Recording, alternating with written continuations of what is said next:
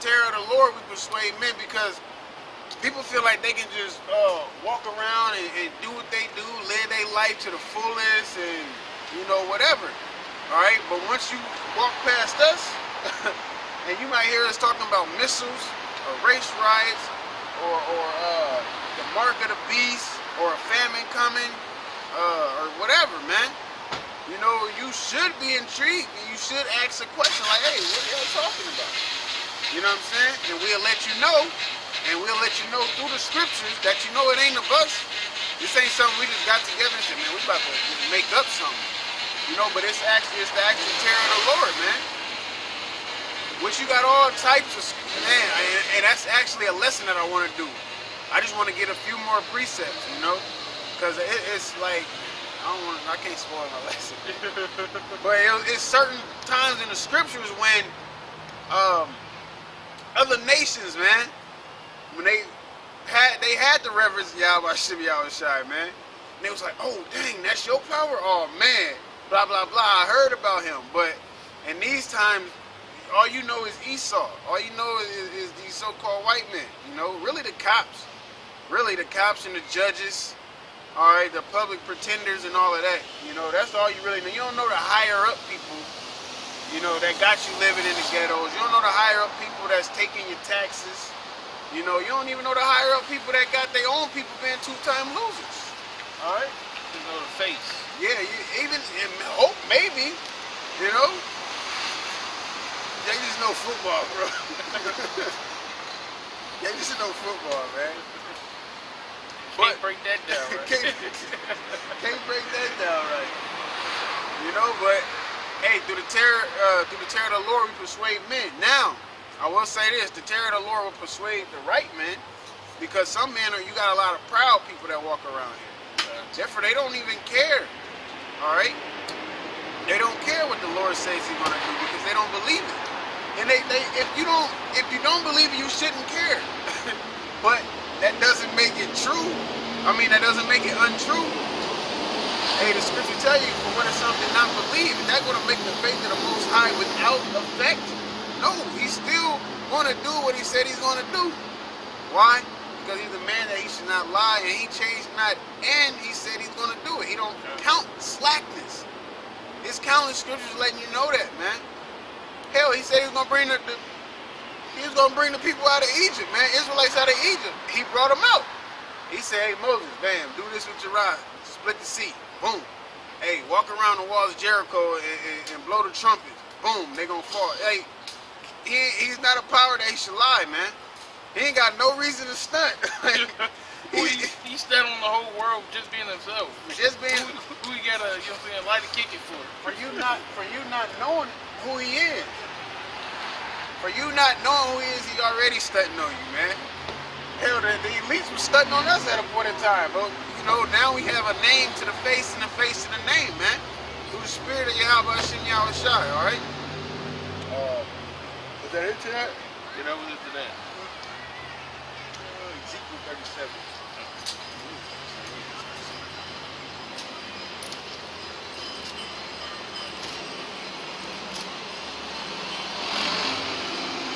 And that's the exact problem with our people, though. They don't fear the Most High. They don't reverence or respect the Most High, okay? Because he's spiritual, all right? Because in order to respect Him, you have to be spiritual, okay? You can't respect Him carnally, because you're gonna try to worship Him carnally, man. But everything is through the Spirit, man. All right. The Lord got rid of all the fleshly sacrifices, all the carnal sacrifices, I would say. It's all spiritual now, man. He's written of the carnal law, so to speak, and it's all spiritual. Okay? Hell, the scriptures being written in our inward parts through the new covenant, that's gonna be spiritual in itself, man. All right? You're gonna have actual words on your organs. Yeah. Like dang, what's that? Rip your heart out, you know what I'm saying? You seen that movie, Bulletproof Monk? Oh, Bulletproof Monk. It got Stifler all in there. Yeah, so basically a monk. It was some certain words, that you could say, and you would basically be young. You know, it'll give you power. If you old, it'll make you young. It was basically like being, it'll give you power to have spiritual power, really. It gives you spiritual powers, really. Because what, you couldn't get old. You can control things. You was a kung fu artist and all of that, man. And so he had it tatted on his body, and then the rest he remembered in his head, which is spiritual in itself, you know. Because if we don't have the laws remembered in our inward part, we already gonna know what not to do and what to do.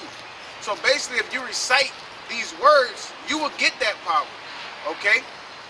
And when he start at the end of the movie or whatever, yeah, it's the old movies, I'm telling y'all, he gave those words to I don't know his real names, something Williams, I don't know, but Stifler off American Pie.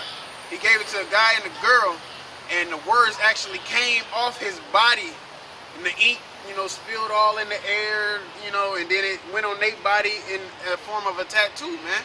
You know, so like the brother said, yeah, I'm cold, man. Y'all here. So like it said, you know, the brother said it ain't gonna be written on our inward parts and on our organs or our bones and all of that. It's gonna be written spiritually in our pineal gland, man. Okay? So you're gonna know what to do and what not to do, man. So we can have that eternal righteousness in our kingdom. Alright? And then we're gonna go about the earth, and we're gonna be letting everybody know who the top dogs are now, and that you're gonna reverence our power, and they're gonna have no problem doing so. Because if they want their family to eat, hey, it's the same reason why you send your kids to school. Alright? It's the same reason why you go shop in these stores. You know, we gotta deal with Esau society as well as these other nations, and these Edomites gonna have to deal with our society.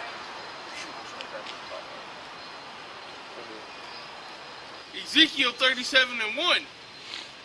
The hand of the Lord was upon me, and carried me out in the spirit of the Lord, and set me down in the midst of the valley which was full of bones, and caused me to pass by them round about, and behold, there were very many in the open valley, and lo, they were very dry. Yeah, so he was in the valley. Hey, you heard of the valley of the dry bones? So this is where Ezekiel was brought to, man. Okay? Go ahead. It's not talking about, this is a vision too, man. People gonna start searching for the valley of dry bones. They gonna try to go back to the Lion King in the elephant graveyard. Oh, everything. Okay. And he said unto me, Son of man, can these bones live? And I answered, Lord, O Lord power, thou knowest. And again he said unto me, prophesy upon these bones, and say unto them, O ye dry bones, hear the word of the Lord. Yeah, O ye dry bones, hear. So first question he asked him, can these bones live? So then he's telling him to talk to the dry bones and say what? Hear ye these words. He's like it. O ye dry bones, hear the word of the Lord. Hear the word of the Lord. Not just any words. Not Lil Wayne lyrics of I miss my dogs, you know. You know, it was the oh, like Minnesota. Yeah, not no, what's his name? Lil Yachty. No, not no Lil Yachty lyrics, but the word of the Lord, man. Because that was going to allow them dry bones to live. Okay, we brought out in John 3:63, it's the spirit that quickeneth, the flesh profited nothing, man. And what is the spirit? It's the scripture. This is the comfort, all right? Go ahead. Thus saith the word, thus saith the Lord power unto these bones. Behold, I will cause breath to enter into you, and ye shall live. Yes, I will cause breath to enter into you, and ye shall live. And that breath is these scriptures, man. All right, the Rakha, you know, that spirit, that same spirit, that same breath that was in Adam. All right, matter of fact, get that. Yeah, I wasn't gonna read the whole seals and all of that. I mean, we could, you know, but gotta keep the picture. Yeah, that's what I'm saying. Yeah. You talking Genesis? Yeah, Genesis. I don't know exactly where it's at. They say breathe into him the breath of life. And that's spiritual in itself, because that was who? Yahawah. You know, Adam.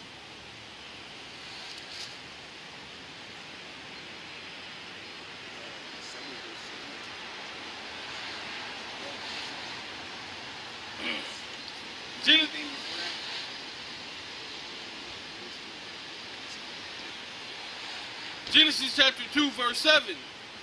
And the Lord power formed man of the dust of the ground, and and breathed into his nostrils the breath of life. Yeah, so that breath of life is the same breath of life we receive spiritually, man. Like, it's not like he had a deflated a person and he just, you know, blew him up like a balloon and twisted it up and made a person out or nothing like that. Like, that breath of life is these scriptures, man. Okay, because before we was dead, it's a scripture that I can't word it right to look it up though. But didn't one of the scriptures say why you were yet dead or something? You know, but before this truth, we was dead, man. And that spiritual breath of life was the scriptures through Yahawah. It was his spirit that brought us to life. Okay? Because we was doing all of that dumb shit. You know, we might have been into holidays or into the church and you know, into the world basically. But the Lord, as the Lord said, he chose us out of the world. Alright? He had mercy upon us to come out of that foolishness, man. That's listen. This is Romans chapter 5 and verse 6. It says, for when we were yet without strength, in due time Hamashiach died for the ungodly. Yeah, and that we was part of that ungodly, because we didn't have these laws, statutes, and commandments. Okay, because he only died for the elect, first of all. Okay, and the elect at a point in time, they were ungodly. Okay, how and why was they ungodly? Because they didn't have the truth. Alright? They didn't have it as we didn't have it, man. Okay, you didn't grow up into this. You know, if you did, hey, Lord willing, you endured through it, you know. But I bet your dad didn't have it, and if he did, I bet his dad didn't have it. Somebody in your family didn't start with it, man. You know? Because we know a couple youngins that grew up, you know, that been in it since they was a child, so to speak. You know what I'm saying? But we didn't. I didn't have that blessing. Right. You know? None of these brothers did, man. We always doing extra shit, you know? But the Lord breathed that breath of life unto us, man, and brought us into his fold, all right? Gave us his covenant, gave us his mercy, all right? An open chance of salvation, man. Go ahead, you can read. It says, for scarcely for a righteous man will one die, yet peradventure for a good man some would even dare to die. Read that again.